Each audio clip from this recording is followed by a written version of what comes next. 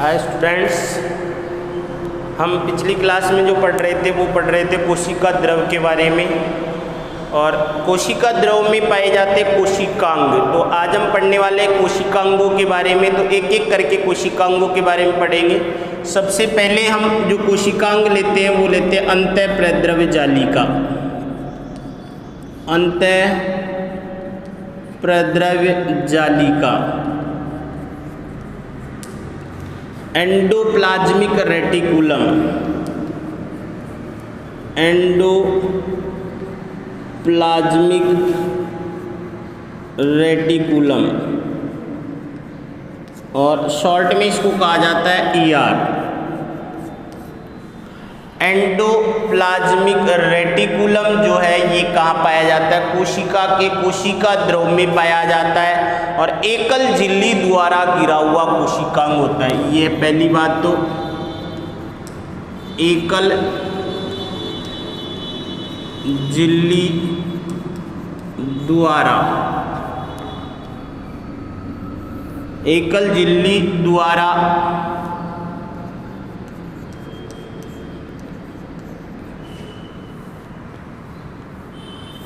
एकल झिल्ली से आबद्ध कोशिका, एकल झिल्ली से आबद्ध कोशिकांग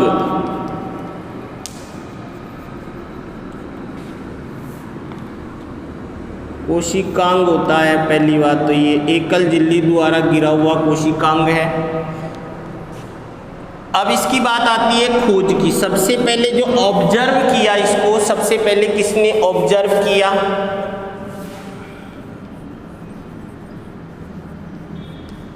ऑब्जर्व, जो इसको सबसे पहले ऑब्जर्व किया बाय किसके द्वारा? ऑब्जर्व बाय गार्नियर के द्वारा।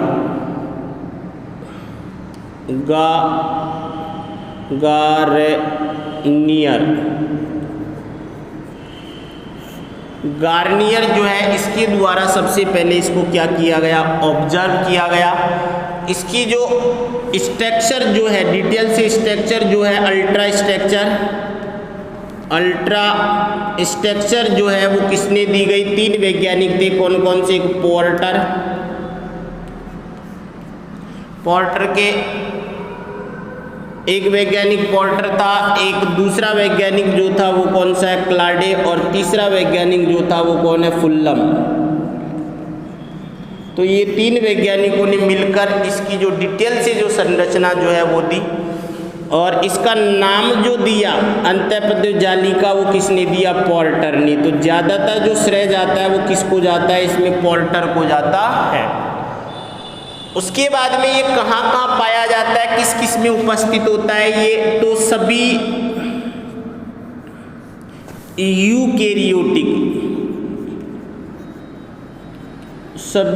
यूकेरियोटिक कोशिकाएं जो हैं, कोशिकाओं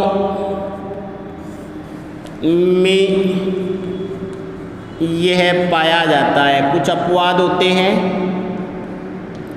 अपवाद में जैसे परिपक्व RBC,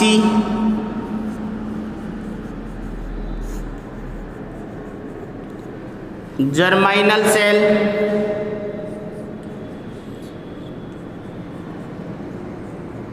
जर्माइनल कोशिका जो होती है उसमें भी अंतःप्रद्रव्य जालिका नहीं पाई जाती है। और कहाँ नहीं पाया जाता? ये सभी प्रोकैरियोटिक कोशिकाएं जो होती हैं, प्रोकैरियोटिक कोशिकाओं में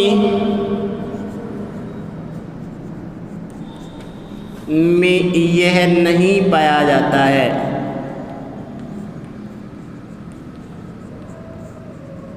तो जितनी भी प्रोकैरियोटिक कोशिकाएं हैं उन प्रोकैरियोटिक कोशिकाओं में अंतःप्रद्रव्य जालिका जो है नहीं पाई जाती है। क्लियर?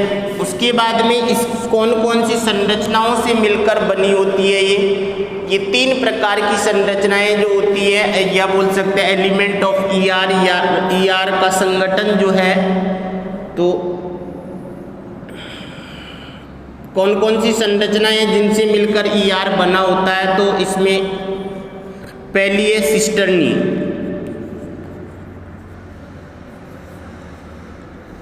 पहली कौन सी संरचना है? सिस्टर्नी। तो ये सिस्टर्नी अशाखित संरचना है। पहली बात तो अशाखित नलिका रूपी संरचनाओं से मिलकर बनती है। और ये जो केंद्रक झिल्ली होती है, देखो यहाँ पर ये कैसे बनेगी, ये केंद्रक झिल्ली है। ये कौन सी झिल्ली है? केंद्रक झिल्ली। और इस केंद्रक झिल्ली, ये केंद्रक झिल्ली जो है वो दोहरी परत से घिरा हुआ कोशिकांग होता है। यहाँ पर छोटे छोटे छिद्र पाए जाते हैं इसमें।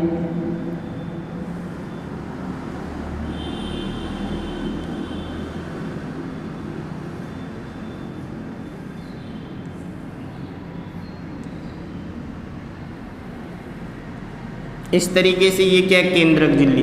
और केंद्रक झिल्ली में क्या उत्पन्न हो जाता है? केंद्रक झिल्ली। केंद्रक झिल्ली में एक शंकुरूपी संरचना उत्पन्न होती है। यहाँ पर इस तरीके से एक शंकुरूपी संरचना उत्पन्न होती है। और इसी संरचना के द्वारा ये नलिका रूपी संरचना जो है यहाँ पर इस तरीके से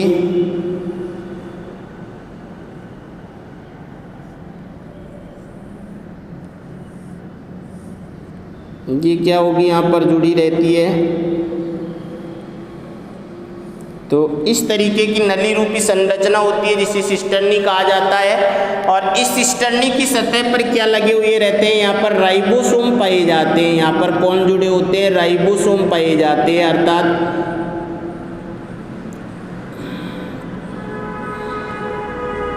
यहाँ पर ये क्या है? राइबोसोम।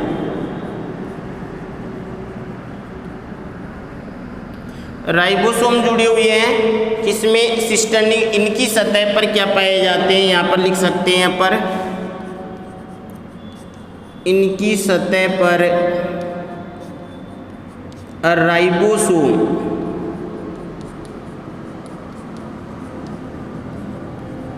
जुड़े रहते हैं। और ये राइबोसोम क्या काम करेंगे? प्रोटीन सिंथेसिस का काम करते हैं। अर्थात सिस्टर्नी जो है वो किस में हेल्प करेगी? वो प्रोटीन सिंथेसिस में भी हेल्प करेगी। दूसरी बात, ये राइबोसोम जो इसकी सतह पर जुड़ते हैं वो किसके द्वारा जुड़े होते हैं? राइबोफोरिन प्रोटीन के द्वारा। ये राइबोफोरिन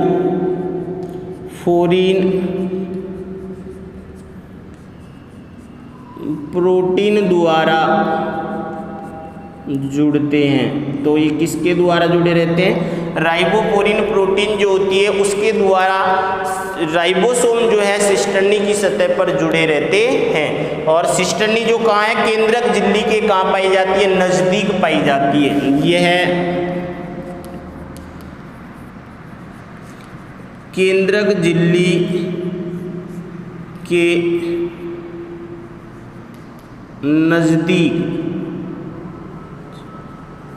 नज़दीक पाई जाती है या पास में पाई जाती है। कौन? सिस्टर्नी। तो सिस्टर्नी जो है कहाँ पाई जा रही है? केंद्रक झिल्ली के पास में। अर्थात ये पदार्थों का जो स्थानांतरण जो है केंद्रक द्रव्य और कोशिका द्रव के बीच भी पदार्थों के स्थानांतरण का कार्य करेगी। अनब्रांच होगी, अर्थात ये अशाखित होती है। राइबोसोम जुड़े हुए होते हैं किस पर? सिस्टर्नी की सतह पर। ये नलिका रूपी संरचना होती है। अगर यहाँ पर अपन बात करते हैं दूसरी जो संरचना जो है उससे, वहाँ पर पहली संरचना सिस्टर्नी थी और दूसरी संरचना की बात करते हैं वो है वेसिकल्स। वेसिकल ये क्या होते हैं? ये गोलाकार संरचनाएं होती हैं।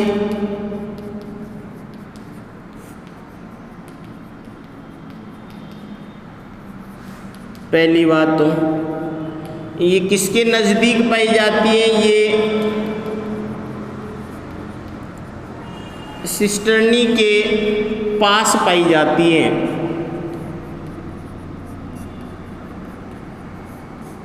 तो ये इस तरीके से कौन सी होगी, गोलाकार संरचनाएं होती हैं। और सिस्टर्नी के इनकी सतह पर भी राइबोसोम जुड़े हो सकते हैं, किस पर, वेसिकल। इस तरीके से यहाँ पर भी क्या जुड़े हुए हो सकते हैं, राइबोसोम जुड़े हुए हो सकते हैं। अगर इनका व्यास की बात करते हैं तो इनका व्यास जो होता है 50 म्यूएम से लेकर लगभग 500 म्यूएम तक इनका व्यास हो सकता है। तो इनकी सतह पर भी क्या पाए जा सकते हैं, राइबोसोम पाए जाते हैं, सिस्टर्नी के पास में होते हैं। अगर तीसरी बात करते हैं यहाँ पर ट्यूब्यूल्स जो हैं, नलिकाएं जिनको कहा जाता है, नलिकाएं तीसरी संरचनाएं होती हैं। ये कौन सी संरचनाएं, ये अशाखित शाखित संरचनाएं हैं।